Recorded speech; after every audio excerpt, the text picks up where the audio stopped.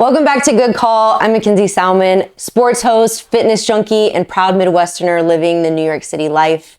In today's episode, it is all about faith, fitness, and finding your balance. And I'm sitting down with someone very special to me that has walked that journey in real time. Amanda Hinds is a SoulCycle instructor and one of the most inspiring people I've met. She's transformed her body, her mind, and her life all through discipline, grace, and a lot of sweat. And we're talking about what it takes to build a happy and healthy lifestyle from start to finish, from the inside and out. So I hope you guys enjoy it. Be sure to like and subscribe, and let's jump right into it. So, Miss Amanda, thank you for coming on. How are you feeling? Don't look at the camera at all, right? Unless you want to. This is like so funny. I'm feeling great. How are you feeling? I'm good. Thank you for being on. Thank you for hanging out with me. I've actually been really excited. You've been one of my favorites that I've wanted to have on, so I've been looking forward to this. So we're going to talk about your fitness journey, kind of how we met. We're going to play a fun game, and I want you just to be real, honest. So let's start off basically where it all began. So I met you, it was like, what, 2.5 years now? 3? That's it. It feels longer than that. I know. When did we meet? 2023. 23? Yeah, so next year, 3 years. So 3 years. And when I met you, where were you at in your fitness journey? I know you were still kind of just starting. I was. No? Where were you when we first met? Yeah, when we first met, I was in it. Like, not just starting. I started like officially in like 2021, 2022-ish. But yeah, so I was still in it, like still ongoing. I see the videos that you post all the time, and I'm just like, bro, to lose, how many pounds is it now that you've lost? Right now, 100. 100 pounds. Still got more to go. That's another story. No, dude, I'm so proud of you. So what was that moment for you when you were like, something needs to change? Where were you at mentally when you first started your health journey? I remember I went on vacation and I couldn't walk past 10 minutes without my feet hurting. Mm-hmm. And I just wanted to like sit down and take a break. And that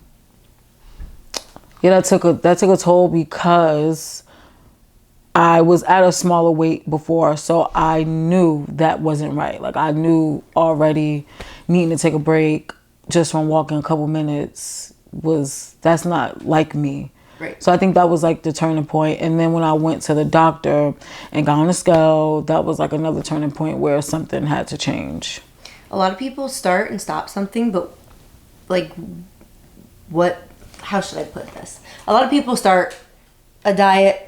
A lot of people quit diets and they get in this routine. What was it that helped you stay consistent? Well, helped me stay consistent. It wasn't a diet. I think that was like first and foremost. A diet is like more of like temporary, trying something new.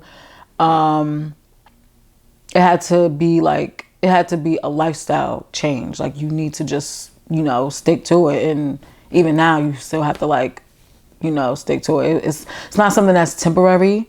You really have to just change what you do wholeheartely and not revert back to what you were doing. And I think another thing that kept me on track was because I was in, my fitness career. I knew I wanted to become, this was before I became a cycle instructor, but I knew I wanted to become a cycle instructor. So I knew to be that, I also needed to, make a change. That takes a lot though, like to sit there and change your life and to like really be committed about it. That's not easy. Yeah, it was hard. Still hard. It's still hard. But yeah, I just feel like if you really want it, you gotta go do. You have to go get it. You have to go do. You have to become it. It's gonna be a lot of trial and error. What works for you, what doesn't. Yeah, and just keep moving forward. What were those first few weeks and those first few months like for you?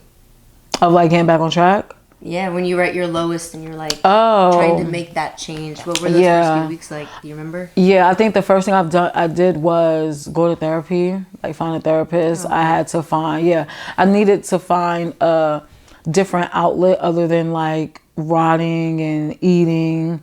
I needed to talk my feelings out and, you know, get it out instead of channeling comfort through food. So that was like my first step, getting into therapy so I can talk it out and get a different perspective and work through that. And then I started working out every day.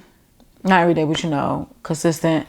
And I find that once you start working out, you just want to eat better and do better because you're working out. You might as well. What else is it for? Yeah, what else is it for? Like a lot of people, which, you know, is the right way, but, you know, nutrition comes first and then fitness, which is true. But I think me getting back into fitness and working out, it was like, okay, why you can't eat bad now? You're already working out. So I have shared my fitness journey with my listeners, and when I look back at old photos of myself, like scrawny, thin, like no butt, no nothing, it's almost like I don't even recognize myself. And I know it's not even remotely to the extent of like losing 100 pounds. Like, do you look back on your old self and you're like, I don't even remember that girl? Or do you? What do you think of what comes to mind when you look back in your older self? Like, are you meeting yourself? Her. Do you wish you could like, how do you feel? I remember her. I guess back then I wish I would have, I want to say maybe put myself first. I think I was in like situations where I didn't know how to say no. I didn't know how to get out of certain relationships that were really hard for me, that were taking a toll on me. And instead of getting to the root of those issues and getting out of those relationships, I would stay in them but suffer in silence. So that was like the gist of it. But yeah, I look back, I do think, wow, I came a long way, like not only physically, mentally, from like, you know, just being codependent and leaning on people and not knowing how to stand on my own 2 feet, thinking that the world was going to come crashing down if I did sever, you know, ties with certain people. But then you look back and realize, oh, okay, I'm okay. Like, it wasn't, Life ain't it ain't that deep. It ain't that deep. No. Like, oh, I'm not going to trip and break my neck and die. I swear, cutting yourself off from people, like removing yourself from situations, it feels like the hardest thing to do. Like, you think like, how can I live without them? Like, what is life without this What person? is life without this person? And then you be like, oh, life is actually Better. pretty damn good. It's pretty good. I wish I would have done this sooner. Yeah, like, oh, not bad. 10 out of 10, recommend. So, yeah.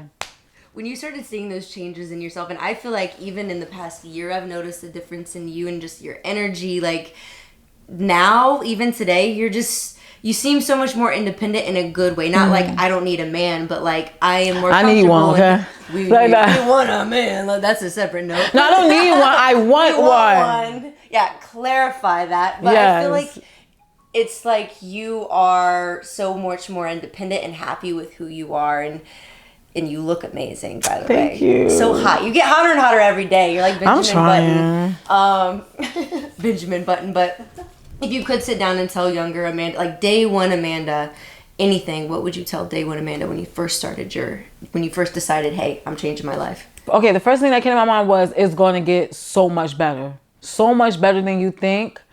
Okay, no, what I would tell her is, you get to live the life that you've dreamed about. Yeah, because yeah, like Amanda, it's going to happen. Like, I used to sit on the couch and wonder if certain things are going to happen for me, and everything that I used to like sit and be depressed on the couch about is literally happening. Like down to the cycle instructor, the weight loss, even down to like dating, all of that. I used to just like long for and wonder if it's going to happen. So yeah, that's what I would tell her. I like that. That's so sweet. Little younger Amanda. Oh, I know. Stop, you not be playing. But seriously, this stuff makes me want to cry. Like, I love this. I love this so much. Okay, so the first section of every journey starts somewhere. Done. Next one. All right, so body, mind, and mirror. So doing media, for me at least, I feel like I've had to, one of the biggest obstacles I've had to personally overcome is not letting what I see on camera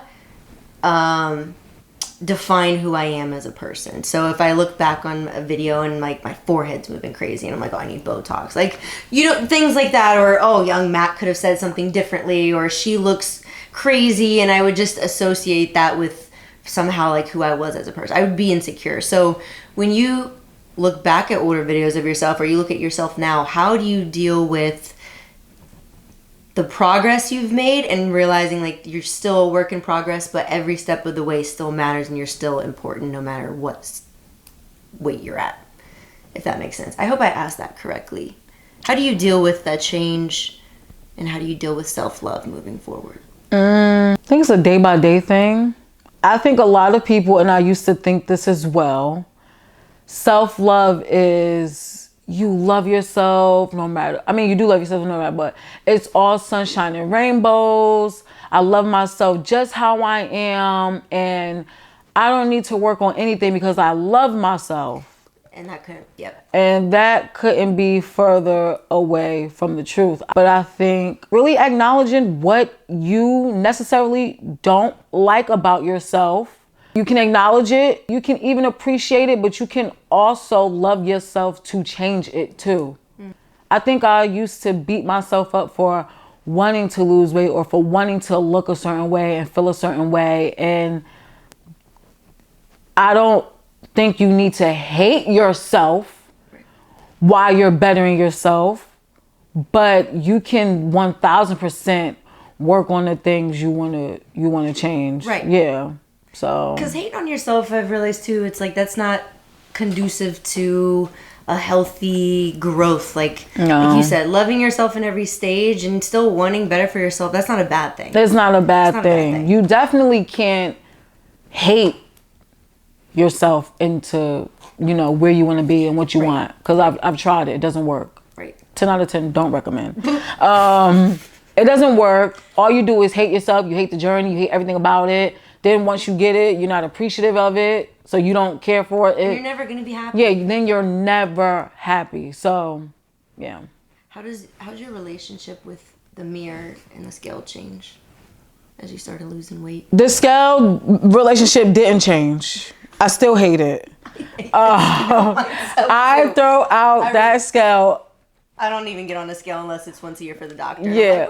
Like, honestly, this is full transparency. I have not maintained a better relationship with the scale. It is detrimental. It sucks. It really doesn't tell the whole story, but at the same time, it does tell some kind of story. Like, it does hold myself accountable. The scale does not care about your feelings. It doesn't care how bad you want to lose the weight. And you sat there and ate Taco Bell and McDonald's and scarfed it down and had a good time, but you still want to lose weight. The scale is going to reflect the Taco Bell and McDonald's you had the night before. It's not going to reflect the feeling that you want to lose weight.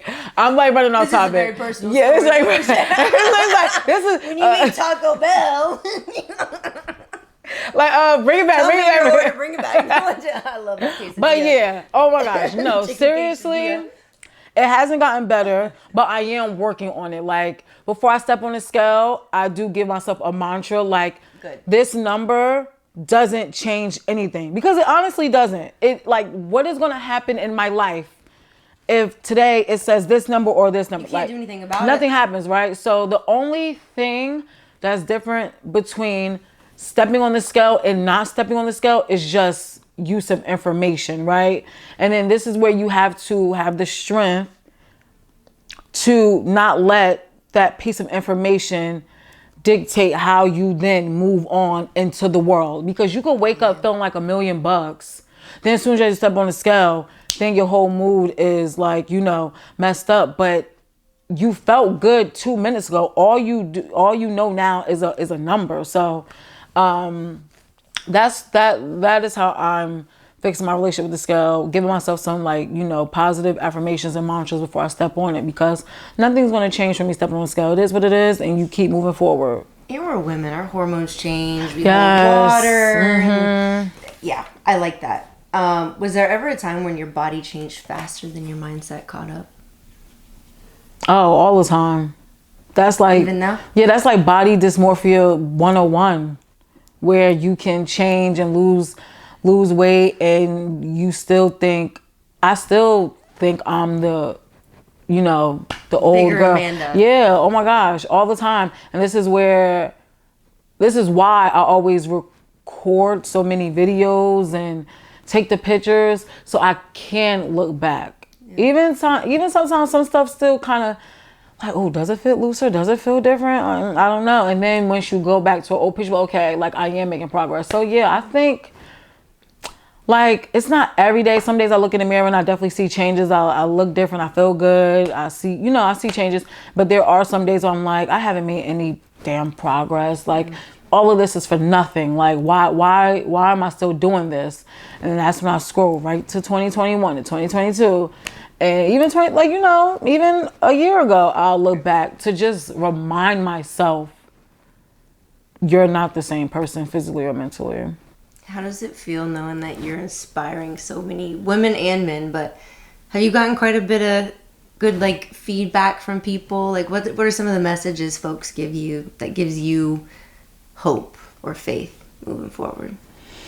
I would say that like I inspire them, or I'm motivating, or just keep pushing. I think like always receiving love from y'all, my friends, is what keep me going. Never make me feel like bad for wanting to change and stuff. Like I think I support that. Always leveling up. Always leveling up.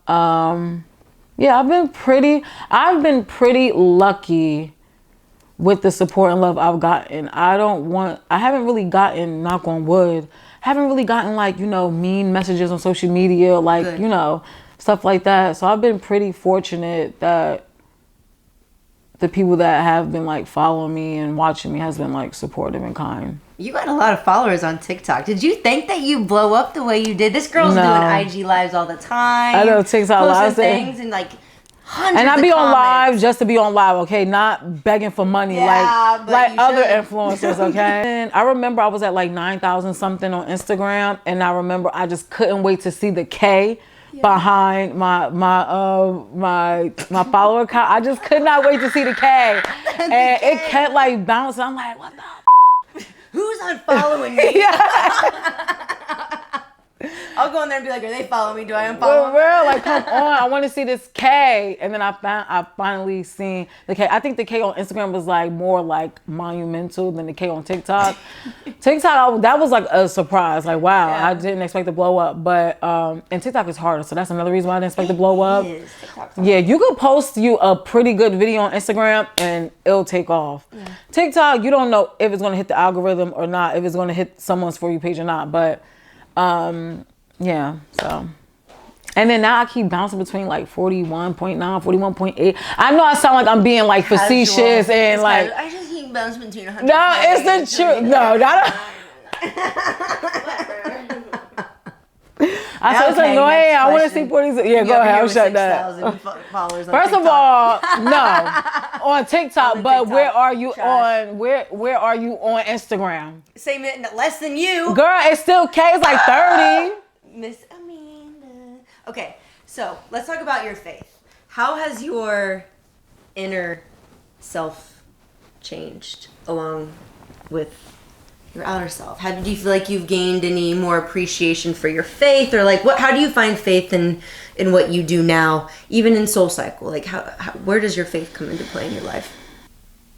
Maybe just thinking, okay, whatever happens or don't happen is for a reason. I think that's my biggest, I feel like I've been saying mantra like 20 times already, but that is my biggest mantra. And I have to tell myself that because I do not take rejection well. When things aren't happening for me, I don't take it well. So I think that's something I do have to tell myself a lot. Like whatever happens, whatever don't is probably not for me at the moment. And I think that's from past experiences too. Like, when you don't get something or when something don't happen for you in that moment, it sucks. Oh my God, why not me? I'm so frustrated. And then when it does happen for you later on in life, you look back and be like, oh, I'm so glad it actually didn't happen at that time. Like I was not ready, or no, I really not, or maybe you weren't ready, or maybe it was just like a messed up time, like messed up case where now it's just better for you now. So yeah, I think What's for me is for me, and what's not, it's not. But whatever is for you, it will always be for you no matter the timeline. Because it's not going to always be when you want it. Yeah.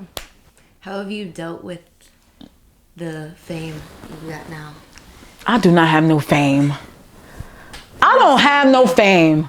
You're in a space where people look up to you. SoulCycle, TikTok, Instagram. Somebody did come up to me at Barnes & Noble though, so. I know that was crazy. Somebody came up to you at Barnes & Noble yeah, she was in New like, York? No. In New Jersey. I was at Barnes & Noble in Clifton. What were you doing at Barnes & Noble? You read? Girl, yes, I read. I'm asking because I don't be reading like that. I need to do more. I could read more, but yes, I read. I buy books. Zoom in on that part. For real. She goes, I read. I read. Well, I love to read. We should go on a Barnes & Noble date. Because Let's do I it. have many friends that read. Me too. Barnes & I Noble love date. Barnes & Noble. My dad. Okay, so you were at Barnes & Noble. So yeah, and she was, oh my God, you said last second. I was like, yeah. She was like, I take a picture with you. And I'm like, okay, cool. We took the picture. So how do you deal with this? It's like once in a blue moon. No, that made me feel, no, not really. It is kind of like, I don't want to say weird, I guess surreal. Like who the hell am I? I still think that. Like when people say, oh, you said SoulCycle, oh my God. I was like, if y'all really know who I am, like what my friends see, it's not Self-Love Cycle. It's like Crash Out Amanda. So we yeah. love Crash Out Amanda. It's okay. We all crash out. We all crash out. All right. The last question for this section. So what's one thing you wish more women knew about loving their bodies at every stage, not just in the final stage? It's never a final stage. It's never a final stage. So that's through bloat, menstrual, pregnancy. That's through beauty standards, because those are ever changing. So I think it's never changing. And two, it needs to be, I guess, your love and the love and appreciation of your body needs to be truly from within and not anything externally, because that's always going to change. So if you keep relying and waiting, or not waiting, if you keep relying on external factors and societal beauty standards to love your body, tomorrow that can be out. And then what? Back to hating your body because now it's not in. So yeah, has to come from within, and it's never a final stage. Don't let your emotions rule you. Yeah. I love that. Okay. That was good. Girl, you. Right? Oh my God. That was a good line. That was. There's never a final stage. There's never a final stage. We're clipping that for social. Write that down. Right. Put that on a shirt with her face. Okay. Segment number 3, fitness as a platform, not a punishment. So when did movement stop being something that you had to do and it became something that you wanted to do and you were excited to do? I feel like when I first had my weight loss journey years ago, this is like a whole backstory. I loved it. I was doing group fitness classes. I was taking Zumba, whatever, right? Mm-hmm. Then I think classes stopped. COVID happened. This is like years later. Then I started going to the gym for just me, whatever, right? Just getting on the treadmill, whatever. Okay, long story short, I feel like when you really do something you love. Short answer, when you do something you love. If you genuinely love the Stairmaster, do the Stairmaster. If you genuinely love the treadmill, do the treadmill. If you're doing stuff solely just because you think you need to, like if you're only getting on the Stairmaster because you want to build your butt but you hate the Stairmaster, you can build your butt somewhere else, finding something you love. So I think when I found something I love, and that was like cycling, 1000%. It did not feel like a workout. I was genuinely going to like have a good time, and I knew I was going to get a good workout from it. Right. Yeah. What have you learned about leadership being on the bike? Because you know this. When I first started out, at least, it was like, all right, guys, let's go do this tap backs. And now it's like, tap back. You know, like you find that. Yeah, you found your voice. What have you learned about finding your voice? And what have you learned about leadership being on that bike? You have to be confident on there. You have to be confident because these people trust you, right? Like you are guiding them through their workout. They're essentially coming from their home or job. They're taking this time, using their time, their money, all their resources to be here. So you have to guide them. Like if you're going in, you know, small voice, not confident, you can't give them an effective, not only workout, but not an effective experience where they feel like they actually, I don't want to say got their money's worth, but where they actually, where they literally got their money's worth. And I think you have to too not be scared to embarrass yourself. Not be scared to embarrass yourself, 1000%. And I'd rather you do too much than too little. Instead of being so reserved on the bike because you don't know if you can say this or do this, lay it all out there, and the people who receive it is going to receive it, and then the people who don't, okay. Might not be for you, or then you'll make adjustments as you go. But holding back, you don't know what you can put out there if you don't show it at all. So yeah, I think that's like the number one thing. Okay. What's the most funniest or chaotic story you've experienced being a cycle instructor? Oh my gosh. I'm trying to think of my funniest experience. Funniest chaotic experience. Mine is always either the mic pack doesn't work or the board doesn't work. And the first time it happened, I was like, and now I'm just like, let's roll with it. Let's go. Yeah. Let's roll it. It turns off half the time. Yeah. Oh. Or chaotic. Did somebody fall? No. Well, some people, no. Okay, I feel like my main one was the whole sound system was off. Okay. I feel like I'm not going to say it at the studio. It was in my past studio. The whole sound system was off, and we used like a karaoke machine. And we had to use like a mic, and I had to yell and scream. I'm so serious. I think that was like the most chaotic one. Like, what are we doing here? What is like? You run a karaoke machine. Like, what is happening? I would have started singing. Right? Exactly. Like at this point, we have a that junk was like so weird. I think that's my most chaotic one. I'm trying to think what else. We all start somewhere. Yeah. That's not too bad. Oh, I mean, that's pretty bad. But like, that's not as bad. Your mic not working. That's not bad. At least we haven't had anything crazy. Yeah, or maybe when Spotify used to skip all the time. I remember one time it started like skipping to different songs. Mine that has done that was before. Yeah. Like, sorry guys, my playlist. It just ruins the vibe. Yeah. It ruins the vibe, and then it's like now I'm just embarrassed. Yeah, and annoyed, and now I'm ready to go home. Right, and now I'm done. Now, okay, time for segment 4. It's a 10, but so me and you are going to. I'm excited. Decide if it's a 10 is good enough or not. So he's a 10, but the whole gym can hear him grunt when he lifts.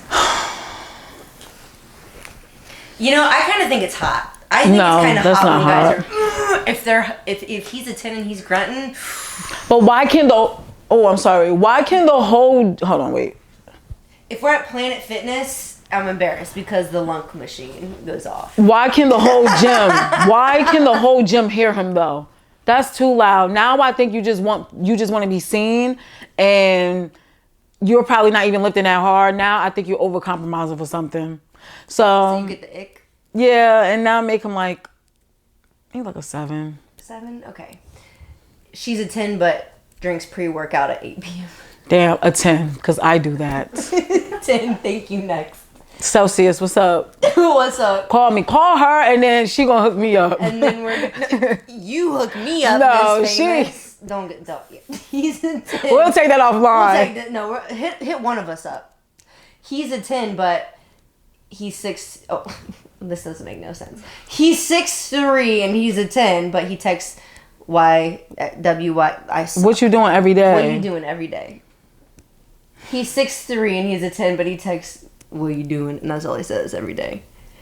You jump immediately down to a 2 because you need to explain yourself more. Yeah. Why you keep saying WID? Like, what do you want? Do you take me out? Like, what's the point? WID? Ew, what are you doing? Call me at that point. Yeah, like a 4. 4. What next? 4. She's a 10 but brings Tupperware to brunch. The hell wrong with that? No, I think that's fine. 9. No. Only because if you're not finishing your food at brunch, just get a to-go plate that the restaurant is bringing you. Like, why are you bringing Tupperware? Tupperware is crazy. Like, they have to-go plates. No, it's fine. No, I think it means she brings her own food in Tupperware container for the brunch. Wait, so hold on. she doesn't eat the brunch with her, but she brings her own food to brunch. To a restaurant? She pre-makes her food because she's on a diet. She's a 10, but she brought her own food to brunch because she wants to manage what she's eating. Okay, see now I gotta change your heart. I was about to say, girl, just stay home, but I do like that. She's just there for the vibe. Yeah, she want to be there. She probably still want to be with her friends and chill, but she want to keep her goals. That's what I say. So now I kind of respect it. All right, whatever. She a 10. She's a 10. She's a 10. She's a 10. He's a 10, but only drinks energy drinks and water. 10. Oh, slip a little alcohol in there, and then we good to go. 9.5. 9.5. Yeah, get a little alcohol. Get a little we good. She's a 10, but takes gym selfies in every mirror. 10.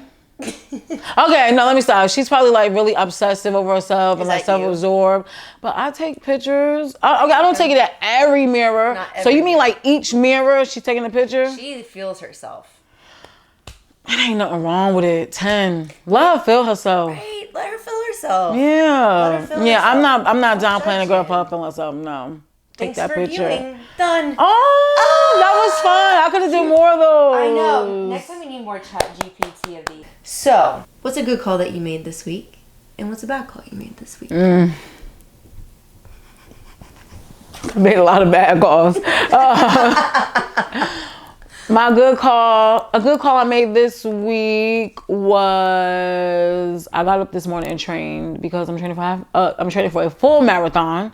So I got up this morning and did my run because I knew today was going to be a busy day. Yes. And instead of prolonging it or saying I'm going to wait till later, I got up this morning and did it and I feel good. So I think that's my good call. Okay. Bad call. Bad call. That you could have made better or you're giving yourself some grace for. Going on someone's Instagram and looking through their comments and see who was that girl under his comments, and then I went on her page and then seeing what he was writing under her comments, and then it pissed me off, and I say, you know what, Amanda, you shouldn't have went on his page in the first place. That's my bad call. Can we say that was good? Yes, that was perfect. Okay, because I could have kept going with that. Keep going. That's my bad call. I shouldn't have went on that man's page in the first place. No business being on this man's page. No business. That's why he muted on everything right now. Right now. My good call of the week was inviting you to come on this week, and I've been wanting you on for a few weeks now. You are so inspirational to me. I look up to you. You're so sweet and kind. I love how you're so in tune with who you are, your emotions. That's one thing that I've struggled with for a long time, is getting more in tune with my emotions. Like, usually I'm someone who's very reserved. If I feel a type of way, I don't always just talk about it or sit and think on it. I'm just like, whatever, and I let it pass on. So I look up to you, and I love you so much. I love you so much glad more that you came into my life. Me too. I feel very blessed to have you on. So good call of the week was having you on this week. My bad call of the week was... If you don't have one, that's also fine too. Like, yeah, maybe you made a lot of good calls this week. I did make some good calls this week. I think my bad call of the week was getting too hard on myself and just thinking of the negative things I've done.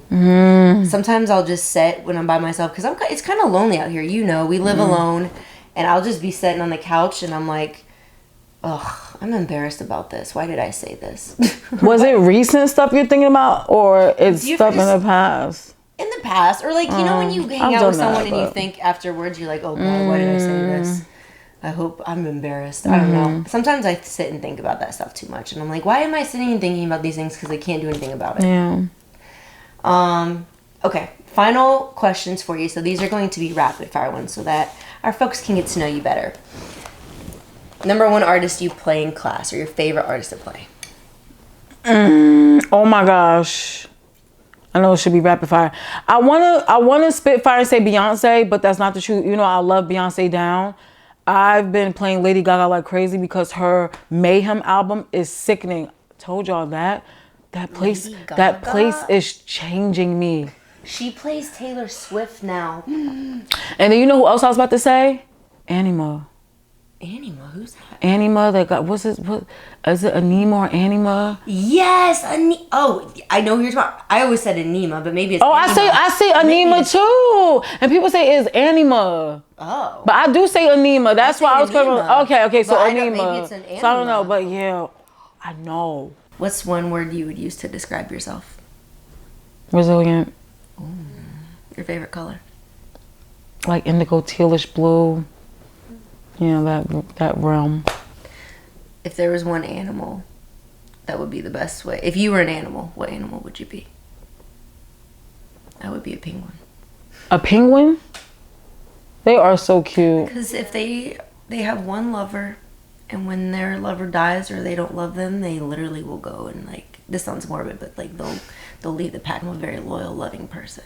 I'm not doing that. But like a little penguin, they just love each other. Penguins need to stand up. It ain't that deep. Go find a new lover. Penguins. The first animal that came to mind was a giraffe. Why? Little shorty over here. I'm a giraffe. Right. I think because they're just so tall. I know. They're just like so tall. I do love giraffes. Yeah, I think I would be a giraffe. Yeah. What? Are you going to change your answer or are you keeping that penguin? I still love my penguin. Okay, you can still be a penguin. She can be a penguin. You know what? I think penguins are just my favorite animal. They are cute. They are so cute. I think penguins are literally the cutest things ever. Yeah, penguins only fall in love once in their lives. And when they do, it's for life. There's no betrayal or Are you reading that? It says that? Right here. Penguins only fall in love once in their lives, and when they do, it's for life. I just think it's so cute. Penguins mate for life, staying alone after loss. If they lose one of their little... they do grieve. Yeah, I can't be watching this. That's too sad for me. Okay. Death row meal. Mine is biscuits and gravy with fried chicken. Easy. What's like your favorite food? Mexican, so I will go something Mexican. Why did I know like this? Quesadillas or tacos, like something hearty. Probably maybe like a good juicy burger with cheese and sauteed onions with some fries. That would be a good death row meal too. So what's your fast food fry of choice? Mine is still McDonald's. Fast food fries. Yeah, McDonald's. McDonald's.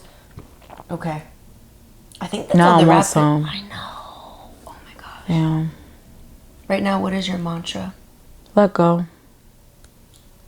I like that. Seriously, let go. Top 2 favorite movies of all time. That's so hard. Top 2 movies, I would say. This is just me. Just the first thing that came to my mind. Bring It Down the House and Just Right. Ooh, I like it. Yeah. I think mine is No Country for Old Men and oh my god, what is it called? Money Making Mitch. What is that? I need to watch those. I haven't heard of those. It's not Money Making Mitch. He's on it.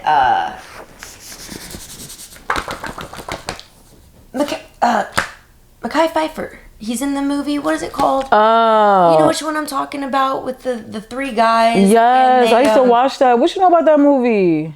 What is it called? I can't think of it. You do not like that movie where they selling drugs and they grow up? Yes, and I couldn't stand Mekhi Phifer in it. He was so fine. Yes. Paid in Full. Oh Paid my in gosh, Full. Paid in Full. I like Paid in Full. And I really like the other one with Denzel where he was Training Day. Training That's Day, my Paid bad in movie. Full. No Country for Old Men. Boom. Easy. All right. Change mine to Training Day. Training Day. Yep. Okay, ma'am. Was there anything that you would like to share with the folks? Where can they follow you? Y'all can follow me on Instagram, TikTok, Self Love Cycle, all together. Everybody say thank you, Amanda. Thank you, Amanda. Yo, y'all mad funny. That was mad funny. What the? You can follow Amanda on TikTok and Instagram if you're in the area. Take her class. Be prepared to sweat and maybe cry a little bit because I promise her rides are so impactful. When she was at CycleBar, everybody all the time was like, that girl could make me run through a wall. And you're, like I said, inspired me to open up more in class because I would just yell and be like, add more gear, let's go, don't quit. But being able to share yourself and being able to connect with your riders is everything. So go follow her. If this episode encouraged you, send it to a friend who needs a reminder that your worth is not tied to how you look. I'm Mackenzie Salmon. This is Good Call. I will see you guys next time.